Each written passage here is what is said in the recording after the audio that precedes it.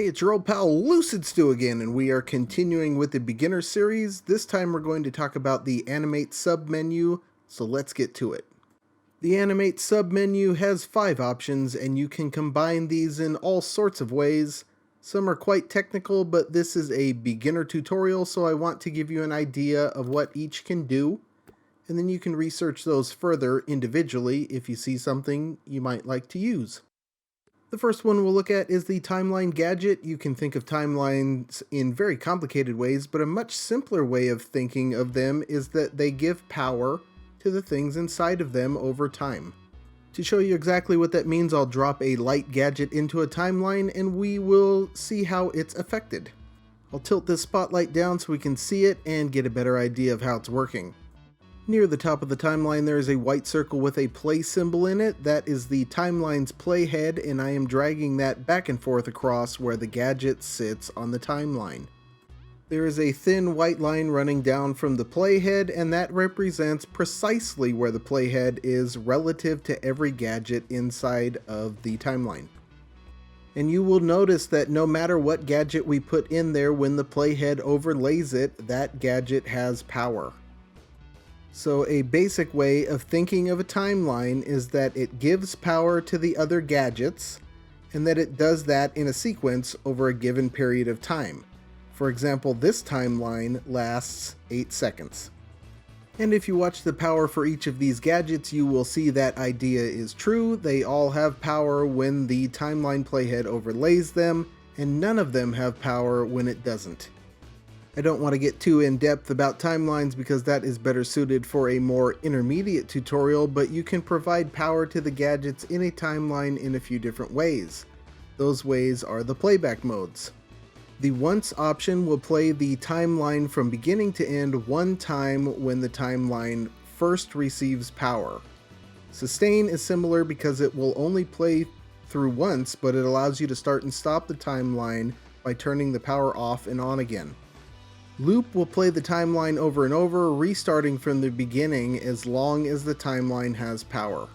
It's worth noting that the timeline gadget found in the Animate submenu is the same as the music timeline in the sound mode submenu under modes. There are no differences. Music timelines are not specifically for music, and the quote-unquote regular timelines can be used for sound and music as well. There is one minor exception to the timeline power giving theory that I have forwarded, and that is with keyframes. Keyframes are like a photograph. They allow you to capture a moment in time in edit mode. In the case of the keyframe, it can record the position of various sliders and other parts of a gadget, or even the position of sculpts or paintings in the world space. That information is dormant in play mode until the keyframe has power. What makes Keyframe special is that you can blend 2 or more together and the engine will return the average. You can make that average happen just by layering keyframes and giving them power all at the same time. Or you can blend them over time in a sequence by putting them into a timeline. With just one keyframe in the timeline, it's just like any other gadget. It has power when the playhead overlays it, and otherwise it does not have power. But if we add another keyframe to the timeline, some options open up that make this gadget different. I'm going to set this second keyframe differently than the first so you can see visually what is happening in the timeline. Now we have the second keyframe in the timeline, and hey, what's different? It's still powering up each one as the playhead hits it, just like any other gadget. That's right, until we turn on the blend type between the two. I'm doing this with a controller shortcut, but you can also change the blend type in the menu of the first of the keyframes. The blend is a blend out to the next one. Okay, great, so what's so special about that? Well, now when we put the playhead anywhere between those two, both will have power. Remember what I said earlier about being able to average multiple keyframes by having more than one on at a time? Well, this is even cooler because now we're averaging percentages of the two based on how close the playhead is to each one. But the idea that the playhead gives power to these gadgets is still valid if you look at it from the perspective of each one having a percentage of power based on where the playhead is between them. I don't do it here, but you can chain as many of these as you want, and you can make the time between whatever you want, but the preceding keyframe is the one that determines the blend type between the two. Action recorders are similar to keyframes, but instead of taking snapshots of the state of things and then letting the engine blend them together, you can do it all manually yourself in real time. That sounds more complicated, but it works out to be more intuitive a lot of the time. There are many times when you can quickly record changes with Action Recorder that would take dozens of carefully placed blended keyframes. Basically, it lets you inject some analog artistry into what would otherwise be a lot of boring math. I've recorded something simple here, and you can see the timeline playing through it. So it's a lot like the transition between two keyframes, but all in one gadget. The main difference being that you don't have to have smooth transitions, but rather the transitions are based on what you did with your controller while you were being recorded. You can change playback modes within the gadget like timelines, and the playback modes are the same except for the inclusion of ping pong. Ping pong is like loop, which we're looking at now. But instead of going back to the beginning to start again like loop does, once ping pong has reached the end, it will restart at the end and run in reverse until it reaches the beginning. From there, it will restart the whole process.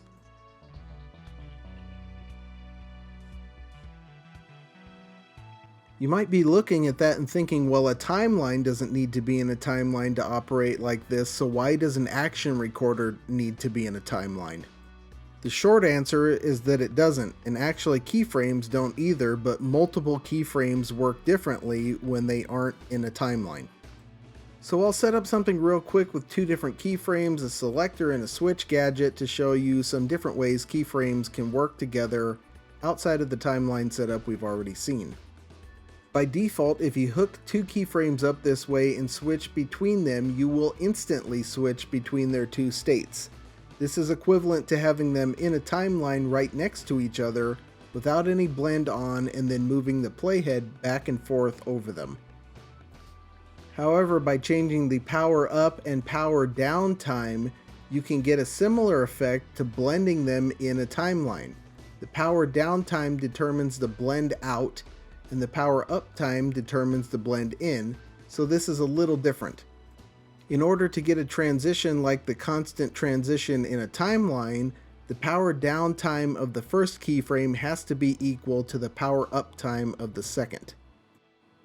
But the exact result of every possible combination isn't what's important. You can experiment with those at your leisure. The important part is that you can indeed also blend keyframes over time outside of a timeline by using these keyframe sliders.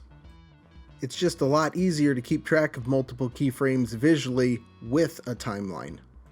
So I have an action recorder here outside of a timeline because you can use these outside of timelines as well, just like you can with keyframes.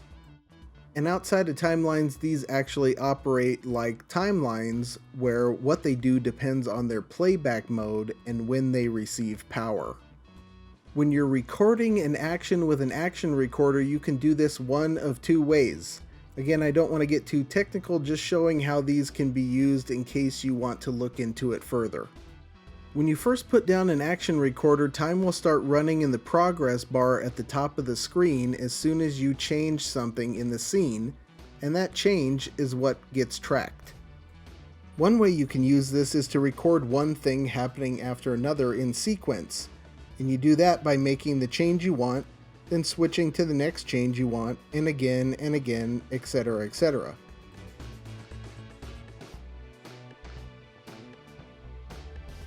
When you do that, those changes will play back just the way you inputted them, one after another.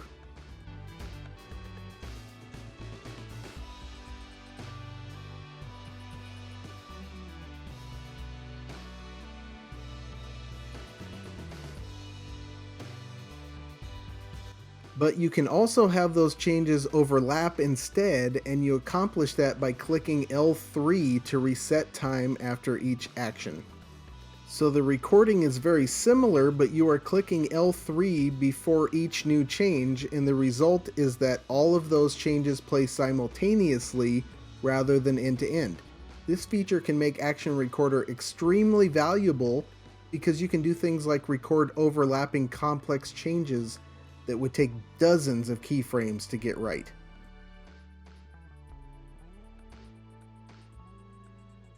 And now on to record possession. This is similar to an action recorder, but it allows you to record the action of a possessable object. I will be illustrating this with PuddyDoke's awesome puppet, Pepperoni Pete. When you lay the gadget down and press R2 to possess the object, time will start and the actions of that possessed object will be recorded. This is great for cutscenes and works best with puppets like Pepperoni Pete that have a lot of keyframed actions connected to various button outputs on its player controller. If we run time after the recording, we can see Pete does everything we told him to. You can then stack these with recordings of other characters in various keyframes and camera cuts inside a timeline to very easily create an entire cutscene sequence. The final option in the Animate submenu is the on-off switch for your mic, and this goes hand in hand with the Record Possession gadget. It allows you to record audio simultaneously with your puppet actions. You can't hear my audio coming from the mic, but you'll see that it is recorded with the possession as a separate sound gadget inside of a timeline, and that the two are synchronized. And when we start time running, this is what we get.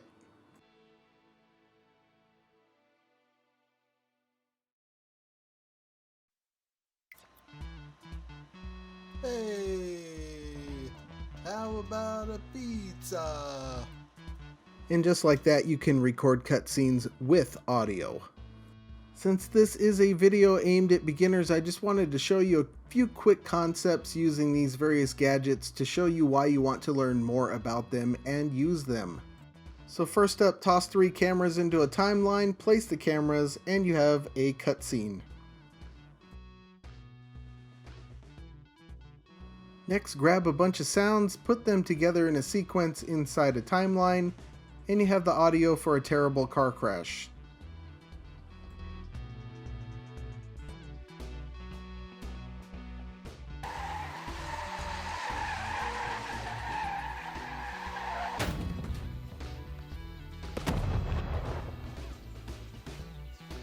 And lastly, let's take a look at some keyframe tricks with a text displayer gadget. This one will switch back and forth between visible and invisible text.